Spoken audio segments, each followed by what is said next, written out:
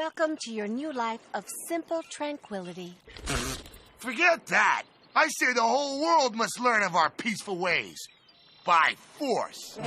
Season 4 is the moment Futurama stopped being a cartoon that happened to be clever and became the sharpest comedy on television. No qualifiers needed. And its best jokes are the ones that fly by so fast you laugh before your brain has even registered how carefully they were built. To make its case, the season tears open a glowing portal in the middle of the desert and brings the entire original Star Trek cast back from the dead, who immediately get to reminiscing about the old days. Nichelle, George, Walter, DeForest, Welshie.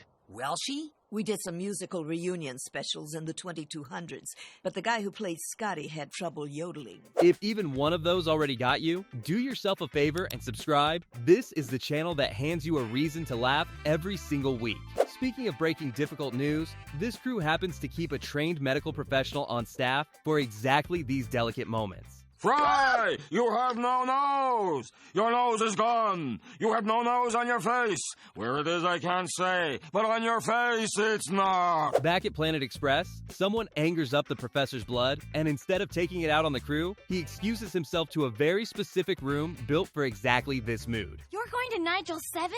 Kemp's on patrol near there. You could drop me off on the way. We could, but we won't. It's a spaceship, damn it, not a prom limousine.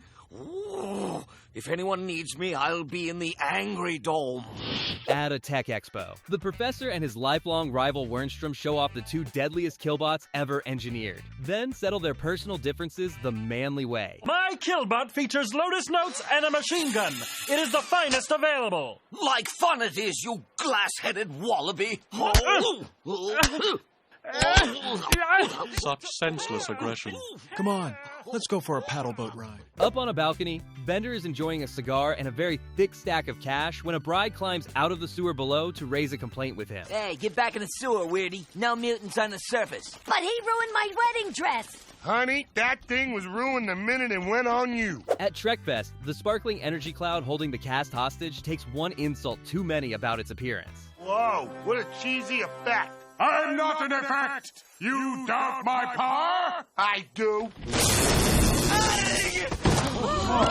At the Intergalactic Games, Farnsworth takes in all the inspiring multiculturalism on parade, the beloved Republic of French stereotypes, the crowd from Sweden, and finds that a little global unity brings out the very best in him. How about those guys? No, they're from the Republic of French stereotypes. Everybody hates them. Oh, let's go check on Hermes. All this inspiring multiculturalism is angrying up my blood. Sweden? I don't think so. The professor recruits Leela to help him demonstrate his latest device. You have got to be kidding. Oh, that's so sweet. That's so sweet. Mid-crisis, the superhero team reaches for the one thing standing between them and total disaster. Oh no! Our superpower cream is out of itself. Check inside the cap. There might be a caked-in gold mine. El Zilcho, I'm afraid we're boned. El Zilcho. Hey, is it too late to change my superhero name? When the censors come after Bender for being a bad influence on children, he picks up two very unlikely defenders. Whoa. You can't censor me just because I'm an obscenely bad role model. As unclean as it makes me feel, I agree with Bender. Kids don't turn rotten just from watching TV. Yeah, give a little credit to our public schools. At the dinner table, the professor proudly unveils his latest breakthrough. Oh, Lord. Teeth do not belong in your pants, Professor. They're nuclear-powered! Ow! It bit my finger. No! It's tasted human blood! Damn good meat. Presiding over a shelf of every Star Trek tape ever recorded, the Energy Cloud introduces itself with the full weight of its title. I am Melvar, seer of the tapes, knower of the episodes. Tremble before my encyclopedic knowledge of Star Trek. Tremble? I laugh. Nobody knows more about Star Trek than me. I beg to differ. To get past Zap Brannigan, Zoidberg throws on a wig, a fake mustache, and a brand new name. What's your name? Hugh Man, sir. Hugh Man. Now that's a name I can trust. That strapping young lad's gunning for your job. and he just might get it. Leela paints Bender up as a giant bee for reasons too involved to get into, and offers him a little trivia about how the real ones communicate. Bees communicate by dancing. Like my parents.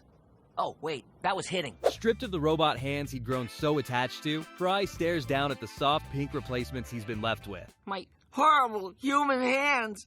And what did you do to my nails?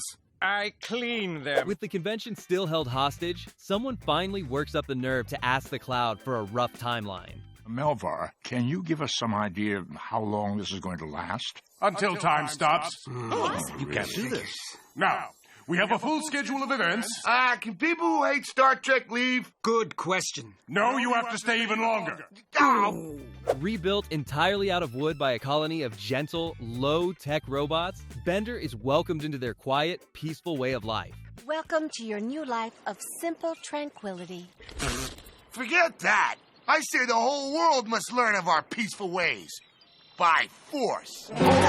Leela catches Bender taking advantage of someone and tries to appeal to his conscience. Doesn't it bother you even a little to be taking advantage of your girlfriend's trust? Oh, wait, you serious? Let me laugh even harder. Bender's been under too long, so Leela bravely volunteers to go in after him. Bender's been down there too long. I'm going in after him. Professor, lava, hot. Over in the crew's favorite robot soap opera, a wedding gets crashed by a spear-throwing safari villain, and Calculon rises to the moment the only way he knows how. This is from Congo Jack.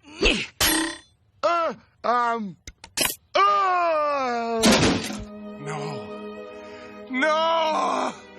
And And it all builds to the Cloud's grand finale, in which it orders the crew into a fight to the death, only for Fry to fixate on the one detail that clearly matters to him more than his own survival. I shall pit you against each other in armed combat. To the death! Where'd you get an idiotic idea like that? Episodes 19, 46, 56, and 77. Planet Express has landed a prestige gig, and the professor briefs the crew on exactly what they're carrying. Tonight is the ribbon cutting for the Dupe's new headquarters. What are we delivering? Something without which no ribbon cutting ceremony could proceed. The ceremonial oversized scissors. On the way, they cut through a filthy, abandoned subway car, and Fry immediately spots the potential. Another bathroom? No, it's a mobile apartment with no rent. Come on, Fry, get up! The crew sits Fry down for an intervention about the person he's been seeing.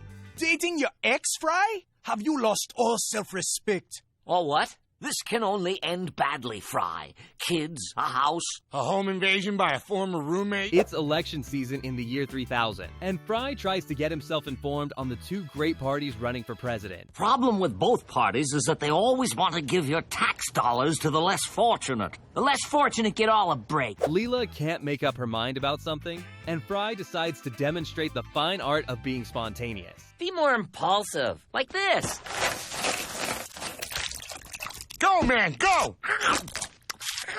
I can be really impulsive. It just takes me a while. By the fire, the professor rekindles an old romance with Mom over a very tender candlelit dinner. 1 foot tall, 8 feet, 15 feet. What does it matter? You should see the new 16-foot models. 16 feet? Go to hell! Leela bursts in, thrilled about a wild, out-of-character purchase she just made. Hey guys, look what I bought on a wild impulse.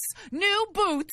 They're like my old ones, but with a crazy green stripe. Woo! Never know what I'm gonna do next. A mechanic explains the origin of a very special automobile the crew has stumbled onto. I was working on Project Satan. The steering wheel from Hitler's staff car.